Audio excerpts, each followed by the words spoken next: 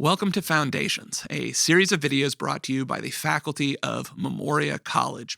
Each video in this series briefly introduces a core text in the Western great books tradition. Each of these texts is included in the core curriculum of the Memoria College Master's Program. And if you would like to dive deeper and receive expert instruction from our faculty, join in live online classes with other like-minded students, please visit us at memoriacollege.org. Today, we are discussing John Locke's second treatise on government. Very important text, foundational for the whole American Revolution, the philosophy of the Founding Fathers, and many ideas in political philosophy today.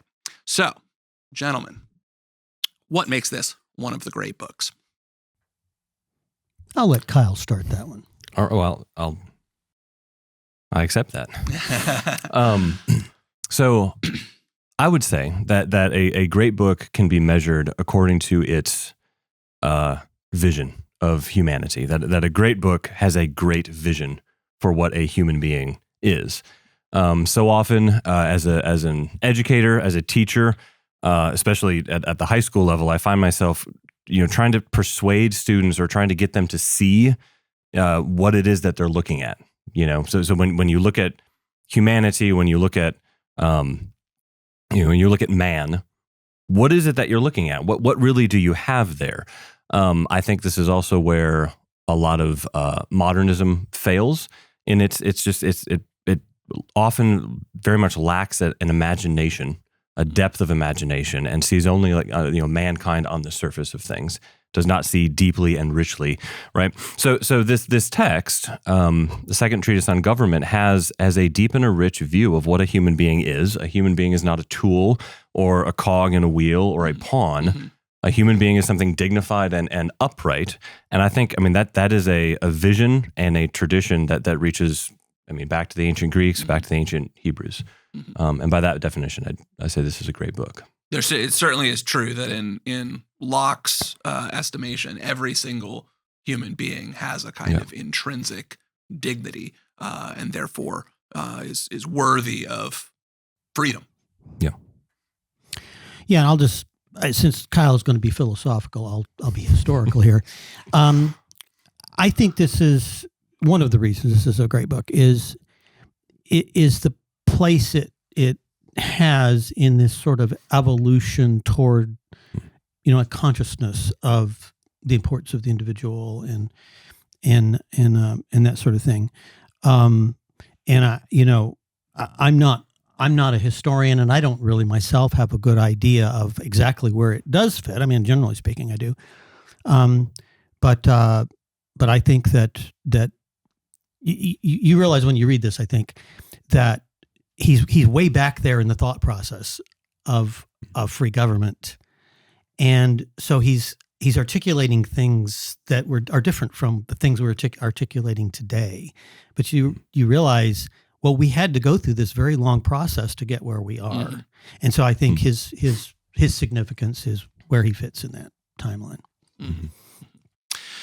I'm probably bringing a little bit of a more anti-Lockean perspective, I suspect, than the two of you. So there's part of me that's tempted to say, "Oh, this is a bunch of Whig propaganda after the glorious revolution," and I have some old Tory sympathies myself, but I think anybody can acknowledge, whether you agree with the foundational ideas in the text or not, of all of the social contract theorists. So the great names in that tradition would be Hobbes, Locke, Rousseau, Montesquieu.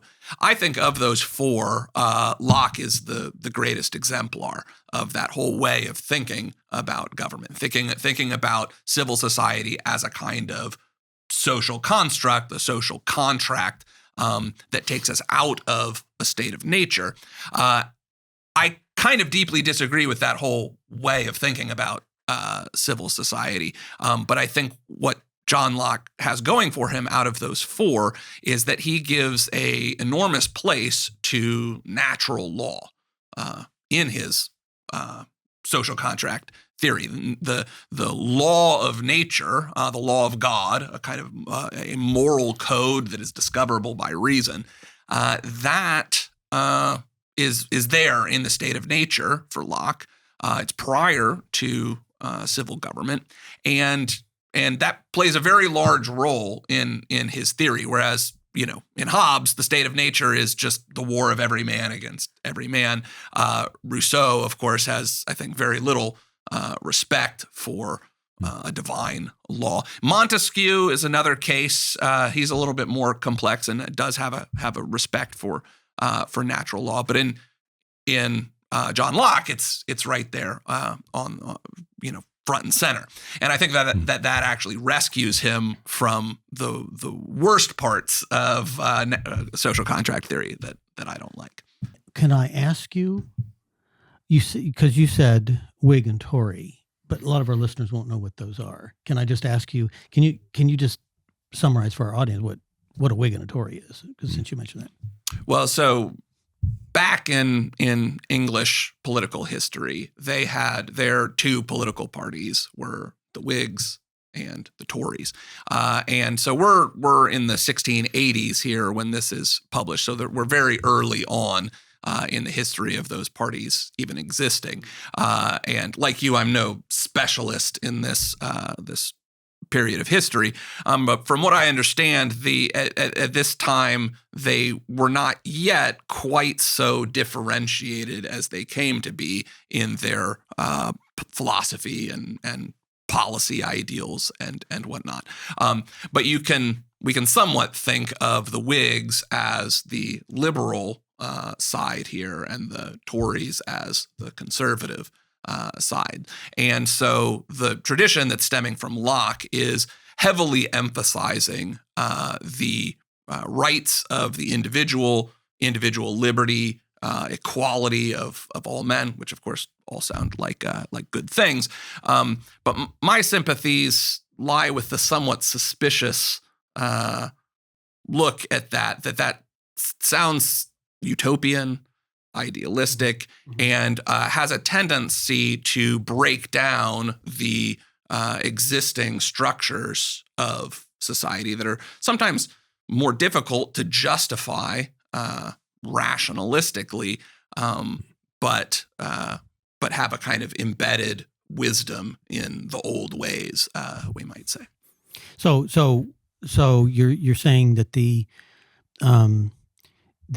Tory angle on this is sort of based on a traditional, more philosophical look at man and how he relates to one another, and then the Whig view would be much more sort of we're making it up and we're going to figure out ourselves what government should look like apart from this great conservative tradition that we have, particularly as Englishmen. Right. And so, I mean, this is happening in the wake of the Glorious Revolution.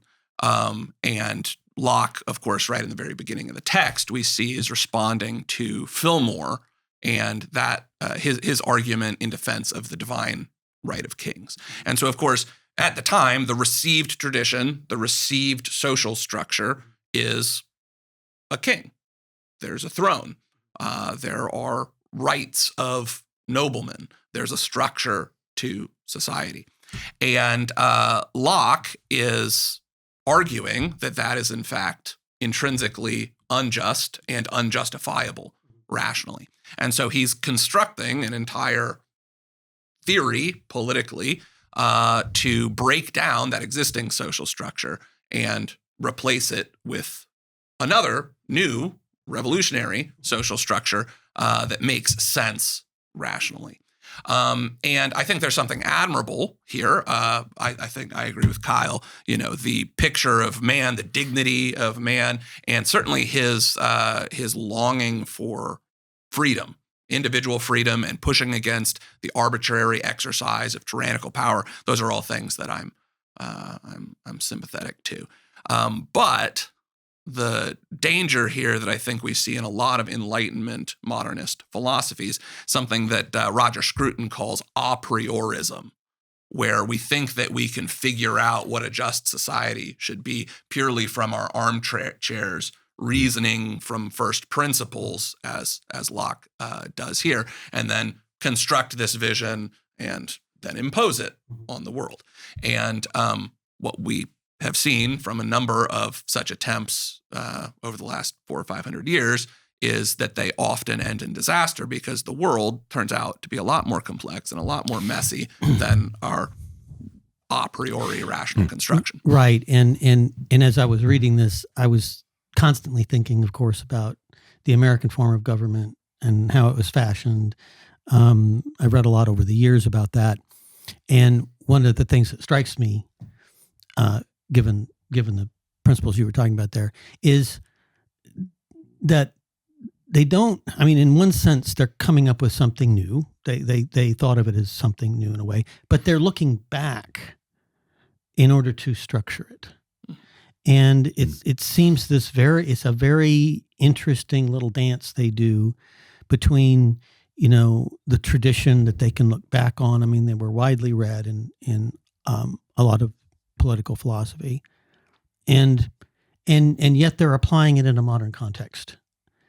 And so that's kind of the thought I was having as I was reading through this, is he seems to be like way at the beginning of that thought process.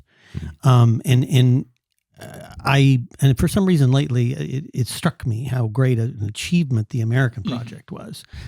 But then when you go back and that's your context, and you go back and read this, it seems a little primitive sometimes. Well, it is very short. We do have to. Right. Yeah. Along with that, I mean, I think it's interesting that we're defining a great book. Dan, you're defining a great book as not necessarily something that is like whole and complete and to be revered in itself, but more as something that engages the reader in a crucial conversation. Of course, yeah. It requires us to be engaged. I think it's just very easy often to look at great books in the sense of we are to be at their feet, almost worshiping at their altar in a sense. When really, I mean, the books themselves are asking us to engage in conversation with them, which means disagree, right? Right. And certainly this text is engaging some of the most important questions about political thinking that we can ask. This is central to us living together as a society. Yeah. Let's transition then. We are sending our students off to go read this text, many of them for the first time, and we always like to give them an assignment. So who wants to start? Well, I think it would be, again, I'm thinking historically here, I think it would be a great question to ask is where exactly this does fit in this evolution from aristocracy and to a modern Republican form of government. Who does he come after in that thought sequence? Who does he come before? Because again, that was a lot of my thinking going through this, because I don't read a lot of political philosophy myself, but I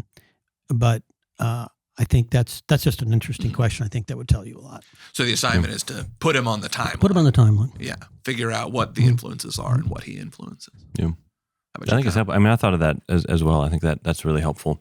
But I also thought more practically too. Kind of two things, but they're related. In the one sense, Locke writes a long paragraph sometimes, but he writes a good paragraph with a clear opening sentence of what that paragraph is going to say, and then he wraps it up at the end in that concluding sentence of what that paragraph has said. And that just going in, that can be a helpful thing to know in terms of that feeling of getting to an end of a paragraph and thinking, I'm getting lost. Where is this going? Just go back and read the first sentence, read the last sentence, remind yourself of what it said. And then along with that, also introductions. So this reading, I went back and looked at how exactly does he define the state of nature at the beginning of the text? What does he mean by the state of war? Being sure that that's clear in my mind, because he builds the whole rest of the work is built from that. And he even says at the end, or towards the end, that all political power derives from the state of nature. So it's crucial as a reader that I know what he means by the state of nature, and I have to do that work first. And pro tip to the students here, he's of course responding to Thomas Hobbes, who wrote the Leviathan in the generation prior. For Hobbes, the state of nature is the state of war. So he says famously at the beginning there, a certain man, right, thinks this. He doesn't name Hobbes there, but he's clearly directing that argument. Yeah, and when you go back and you read a work like this, there are certain things that are always taken for granted, and which is why your suggestion is good, because state of nature is one of those things that is under discussion at the time, and that's not something that's under discussion now. So you need to figure out what it is. Right. Similarly, I want students to focus on his use of the word liberty. Concept liberty, also freedom, he sometimes switches. But he says several times in the text that liberty is not license. And he has a very nuanced conception of what liberty is. It's freedom under law, but in a very particular and nuanced way. And he defines liberty a few times in the text, and they're actually subtly different if you're paying attention. So my assignment would be to go through the text and try to highlight or identify all the passages where he describes what liberty is and how liberty is not license, and try to figure out, come up with a definition. See if you can define in a paragraph or so what is John Locke's conception of liberty. Do we have any closing remarks? Well, I just think that because we're Americans, and I always have to have a context from which to view something, and so mine is always the American, founding, and so if you want to learn a little bit about the discussion that's happening way before that, and what led up to that discussion that we had in our own country, I think this is a valuable work. Hear, hear. Well, we're excited for you to dive in to John Locke's second treatise of government. Again, if you would like to join us discussing this text in a live online classroom with other adult students in our master's degree program at Memoria College, please visit us at memoriacollege.org. I'd love to see you there.